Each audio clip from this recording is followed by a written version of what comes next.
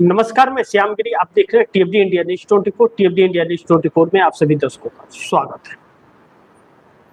20 के चक्कर में गए मोदी, या 20 का चक्कर मोदी को लेने के देने पड़ रहे हैं, और आने वाले वक्त में भी मोदी के लिए यह बहुत समस्या खड़ी करने वाली है। लेकिन 5 सांसदों की वापसी यह ममता की जीत है, क्योंकि जो भारतीय जनता पार्टी सोच रही थी कि तोड़ करके पार्टी ले लेंगे, अब वह बड़ी मुश्किल वाली बात है। क्योंकि आप दर्शकों को अगर मैं विस्तार से इसे बताऊं तो हर पार्टियों का एक संविधान होता है, हर पार्टी का। उस संविधान के अनुसार ही फैसले हो सकते हैं। चुनाव आयोग अगर चाहे किसी का सिंबल छीन करके किसी को भी, कोई भी बागी हो जाए और उसे सिंबल छीन करके दे दे, नहीं दे सकता। वह संविधान के तहत है क्या, पार्टी का। जितनी भी पार्टियां बनती है, चाहे वो पार्टियां छोटी हो चाहे वो पार्टियां बड़ी हो, हर राजनीतिक पार्टियों का एक संविधान होता है। उस संविधान के आधार पर वह पार्टी चलती है, उस संविधान की नीति पर वह पार्टी चलती है। और कुछ परिवर्तन लाना होता है तो उस संविधान में परिवर्तन करना पड़ता है। जैसे मोदी को कानून लाना है तो संविधान में संशोधन करना है डिलिमिटेशन पर। तो देश को बेवकूफ बना रहे मोदी की डिलिमिटेशन होगा तभी महिला आरक्षण तो 2023 में पास हो चुका था यह कानून, फिर उसके लिए डिलिमिटेशन की। इस वक्त लोकसभा की 543 सीटें हैं। 543 में अगर यह 33% दे देते हैं, 40% दे दे, 50% दे दे, विपक्ष इसके लिए भी तैयार है। आप 50% दे दीजिए, 543 में दीजिए। तो मोदी कह रहे नहीं, डिलिमिटेशन करके सीटें 850 करूंगा, उसमें 33% दूंगा। तो आप दर्शक जानते हैं डिलिमिटेशन करने से महिलाओं को फायदा नहीं है, फायदा पुरुषों का है कि पुरुषों की संख्या और बढ़ेगी। तो मोदी जो सीटें बढ़ाएंगे वह जिन राज्यों में भाजपा की सरकार है और अपनी तानाशाहियां चल रही हैं वहां पर बढ़ा देंगे, ताकि बाकी राज्यों की जरूरत ना पड़े। कुछ चंद राज्यों से ही काम हो जाएगा। इसलिए यह सब जोड़ तोड़ भी शुरू है, लेकिन यह सब काम अब चक्कर में पड़ गए। सोचे 240 है, 20 आ जाएंगे तो ममता बनर्जी का सिंबल उम्बल भी छीन जाएगा और पार्टी फंड में पैसे होंगे। पार्टी फंड में 1000 करोड़ के तकरीबन है ममता बनर्जी की टीएमसी के पार्टी फंड में। पैसे भी मिल जाएंगे, दफ्तर भी छीन जाएंगे, सब कुछ हो जाएगा, ममता बनर्जी बेकार हो जाएंगे। लेकिन वह दांव उल्टा पड़ गया। अब 5 जो हैं सांसद वापसी कर गए। अब दर्शकों को मैं उन 5 का नाम बताऊं कि यूसुफ पठान, सयोनी घोष, अबू ताहिर खान, रचना बनर्जी, आशीष कुमार मल। अब भारतीय जनता पार्टी ने यह कहा कि हमारे पास फिर 20 होंगे, और सब मीडिया में चल रहा है। तो फिर आ गई दिक्कत कहां, शत्रुघ्न सिन्हा यूसुफ पठान पर आ गई। शत्रुघ्न सिन्हा ने साफ आकर के कह दिया कि मैं ममता के साथ हूं। बुरे वक्त में ममता ने साथ दिया था, मैं बुरे वक्त में ममता को छोड़ करके कहीं नहीं जाऊंगा। साफ तौर पर ममता ने यह कह दिया। अब इनके साथ में और लोग भी आ गए। अब जो 9 थे, महुआ मोइत्रा, सौगात राय, प्रतिभा मंडल, अभिषेक बनर्जी, सुदीप बंदोपाध्याय, प्रसून बनर्जी, सजदा अहमद, कल्याण बनर्जी, कृति आजाद। अब कल्याण बनर्जी ने श्री रामपुर से चुनाव जीत के आते हैं, बंगाल के। आज इनका बयान आया कि ममता दीदी एक काम करे, अभिषेक या हमें, दोनों में किसी एक को चुने। यह नहीं कहा कि मैं ममता के खिलाफ हूं, या यह नहीं कहा कि मैं बागी होने जा रहा हूं। और कल्याण बनर्जी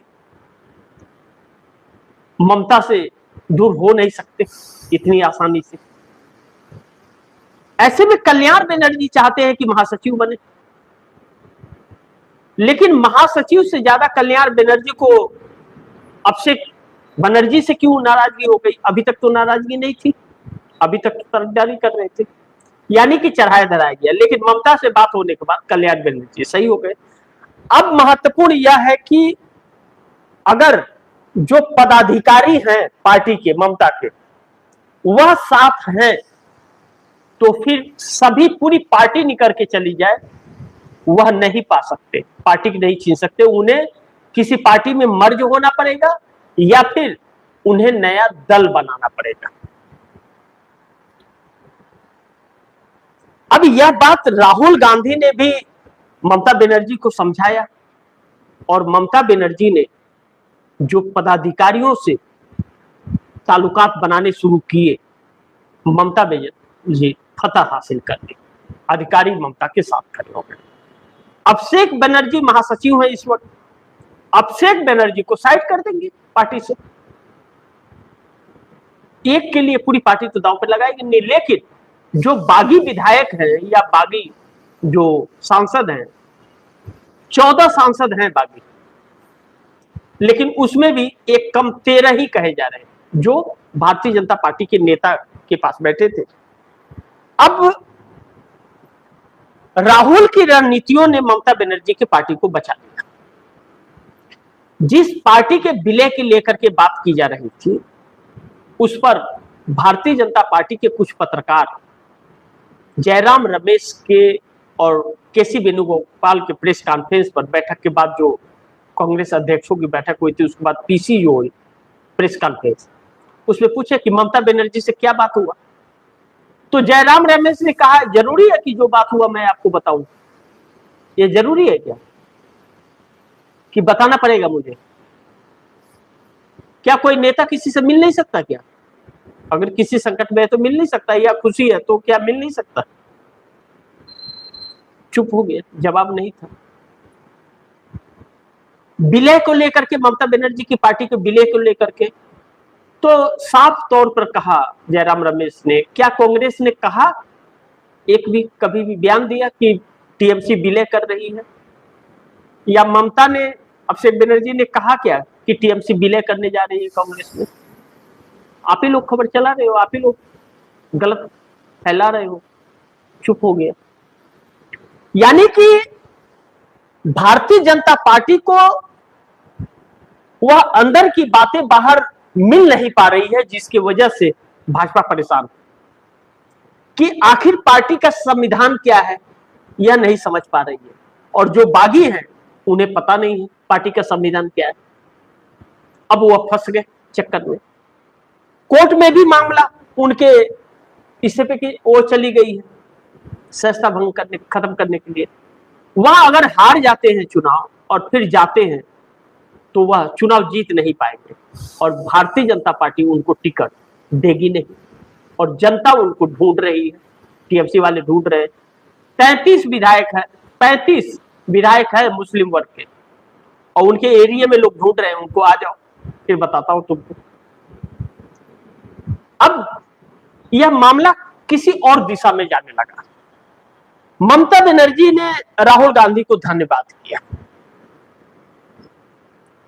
कि मुसीबत के वक्त राहुल गांधी ने साथ दिया। अब ऐसे में ममता अगर नहीं टूटी, जो 20 नहीं गए, उनके पास ऑप्शन नहीं रहा, तो मोदी को यह 20 का चक्कर बहुत भारी पड़ेगा, क्योंकि उनके गठबंधन के अंदर जो संदेश गया वह उनके पक्ष में नहीं है। और दूसरी चीज, नीतीश की पार्टी के तरफ से जो निशांत कुमार, नीतीश के बेटे ने आज बयान दिया, वह जले पर नमक छिड़कने के बराबर है। निशांत ने एमएलसी का सर्टिफिकेट हाथ में लेकर कहा, आज भी मैं कह रहा हूं भाजपा से समझौता नहीं होगा। सम्राट चौधरी की बिहार में सांसें फूली हुई हैं, और दिल्ली हिल रही है। सवाल यह नहीं है कि बिहार की सरकार गिर जाएगी और नीतीश कुमार के पास 85 विधायक और 12 सांसद हैं, कोई बात नहीं, चले जाएंगे तो सरकार नहीं गिरेगी। सवाल यह नहीं है। सवाल यह है कि अगर नीतीश कुमार के पास एक भी सांसद रहा और नीतीश ने पाला बदल दिया तो एनडीए में इतने भगदड़ मचेंगे कि मोदी उसे रोक नहीं पाएंगे। और मोदी को इंडिया गठबंधन के अंदर बैठक में क्या हो रहा है या कांग्रेस की बैठक में क्या हुआ, अंदर की बात इन्हें बाहर मिल नहीं रही है, क्योंकि अंदर की बात बाहर आकर के कहीं नहीं जा रही है। सिर्फ वही नॉर्मल एजेंडे पर बात कह दी जा रही है जिसको लेकर के भाजपा परेशान है और मोदी साथ से फूली हुई है इन चीजों को लेकर के। कांग्रेस शायद समझी, देर समझी, लेकिन कांग्रेस समझ गई कि अब अंदर की बात बाहर न जाए, नहीं तो उसका रास्ता पहले तलाश दे रही है, सतर्क हो जा रही है। तो इंडिया गठबंधन की बैठक की बात भी बाहर नहीं आई और कांग्रेस के अंदर की बैठक की बात भी बाहर प्रेस कॉन्फ्रेंस में नहीं किया। अब छापे मीडिया वाला और मोदी करे खेल, अब चक्कर में पड़ गए। ममता बनर्जी का चक्कर मोदी को बड़ी भारी पड़ने जा रहा है। और नीतीश कुमार के बेटे ने जो कहा कि समझौता, अभी भी मैं कह रहा हूं कि समझौता नहीं होगा। ललन सिंह, संजय झा, नीतीश, पार्टी, बेटा सब एक ही लाइन में है, समझौता नहीं होगा। याद रखे भाजपा की हमारे समर्थन से बिहार से दिल्ली सरकार चल रही है। यह जले पर नमक छिड़कना ही नहीं है, जले पर नमक छिड़क कर उसमें नींबू डाल करके मसल देना है। और नरेंद्र मोदी के होश उड़े हुए हैं, चाहे जितना ताली ताली बजवा ले, जश्न मना ले, फले हुए। यह सरकार फंसी है बहुत बुरी तरह से, यह बात सच है, आप दर्शक ध्यान रखिए। और इसका अंजाम बहुत जल्द देश के सामने आने वाला है। यह सब कुछ, इसका निचोड़ देश के सामने बहुत जल्द आने वाला है। और यह देश जब वह सच आएगा तो पैरों के नीचे की जमीन खसक जाएगी, वैसा पलाने वाला इस हालात में देश है।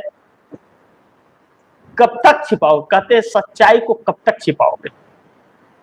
अब कागज का फूल आप बना लो तो असली फूल से भी खूबसूरत तो बन सकता है, लेकिन महक नहीं हुआ आएगा। तो यह जो कागज के ढेर पर बनाया हुआ है तामझाम, यह सब खत्म हो रहा है। और ममता बनर्जी अपनी पार्टी को बचाती हुई नजर आ रही है कांग्रेस की मदद से। लेकिन राहुल गांधी ने आज एक ट्वीट किया बैठक के बाद, बड़ी महत्वपूर्ण है। राहुल गांधी ने कहा कि आयोग की जुगलबंदी ने सीट चोरी के साथ, पहले उन्होंने कहा वोट चोरी और सरकार चोरी के बाद भाजपा चुनाव, अब भाजपा चुनाव आयोग की जुगलबंदी ने सीट चोरी के साथ मुकाबले को शुरू होने से पहले ही खत्म कर दिया, नॉमिनेशन भी रद्द कर दे रही है। हाल ही में हुए राज्यसभा चुनाव में जो हुआ उसे देखिए। कांग्रेस उम्मीदवार मीनाक्षी नटराजन ने सभी दस्तावेज जमा कर दिए थे, उनके खिलाफ कोई मामला लंबित नहीं था। चुनाव आयोग ने भाजपा की एक तुच्छ आपत्ति पर उनका नामांकन रद्द कर दिया। भारतीय जनता पार्टी की आपत्ति पे भाजपा समर्थित निर्दलीय उम्मीदवार परिमल नथवानी जी ने फॉर्म में अपना नाम गलत भर दिया और कई अनिवार्य जानकारियों को छोड़ दिया। चुनाव आयोग ने उन्हें सब कुछ ठीक करने के लिए समय सीमा बढ़ा दी है।